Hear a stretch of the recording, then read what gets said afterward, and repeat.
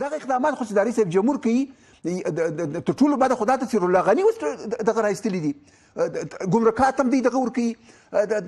تعینات ورکوي معینات هم دی ورکوي دوالي معاونین هم دی رولا غني ورکوي رئیس جمهور ته ګوري زموږ په قوانینو کې که رولا غني ته کوم قانون شته چې دا د تعیناتو کې صحیح ده که نه دا رئیس جمهور زموږ تاسې فرهنګ را خراب کوي دې رئیس جمهور زموږ تاسې قوانین ته وړاندې کړي دي بس ته دا که زرکلن ورته وایه دا که بابا ورته وایه هر څه چې ورته وایه ورته وایي خو شخصي ورته وایه زه خدای په لیاس وطن یې په ټکور ټکور کوي نظام یې په ټکور ټکور کوي که دیموکراسي خو دغه رقم نظام په دیموکراسي کې نشته که جمهوریت په جمهوریت کې خو داسې اصول نشته هغه خپل اصول لري ټوله خبرې په ار کې خلاصه سوي دي ټول صلاحیتونه د رئیس جمهور په لاس کې دي دا ولې دا خو د جمهوریت نه دیموکراسي او کیسه روانه ده بلې خواته تاسې ګوري تاسې ډېر ښه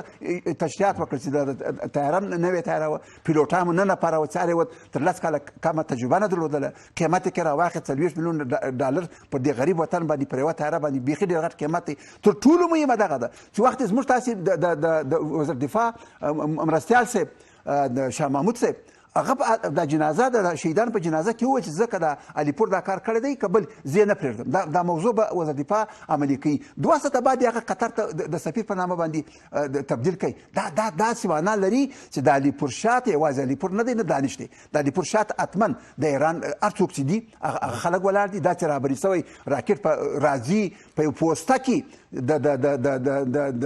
د غیر مسؤلو خلکو ته ورکول کېږي زموږ استخبارات په خبر نه دي وزارت دفاع په خبر نه دی او اقدام نه کوي نو دې ته بیا موږ سره کوم رئیس جمهور وایي دې ته موږ سره کوم شورای امنیت وایي دې ته سره کوم وزارت دفاع وایي دا فتره باید اقدام کړی وای عاجل اقدام کړی وای د علیپور د ټولې ډلې سره بادلې راوستلې وای اوس په څارنوالي په محکمه کې وای تحقیق ورکړی وای واقعیت د موضوع او په ډېر افتخار هغه وایي چې دا ما وویشته زما شپږ نفره راویشتلي وو بمبار کړي وو ما وار پر وکړی ښه په پوسته کې د نورو ولایتو کې ته ورسه یوه دانه ثقیل نه ورکوي یوه دانه اوان نه ورکوي موږ دا نه لرو دا ثقیله سلا ده پولیس ثقیله سلا وایي څه کوي هلته بیا د علیپور سره رابري سوی راکټ چې طیاره په ولي او څوک غږ هم نه ورته کوي دا نه جمهوریت دی دا نه د افغانیت فرهنګ ایجابوي دا نه د اوسني شرایط ایجابوي رئیس جمهور دی یا استعفا وکړي یا د نور د زموږ ځوانان په غلطه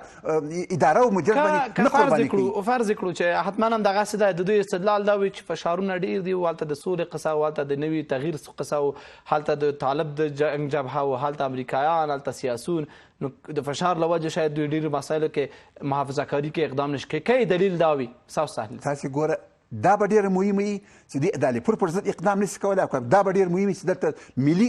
موضوع ده ډاکټر عبدالله ولې خوا به دې کوي خپل متحدین ولې خوا به دې کوي ولې دغه اجماع نور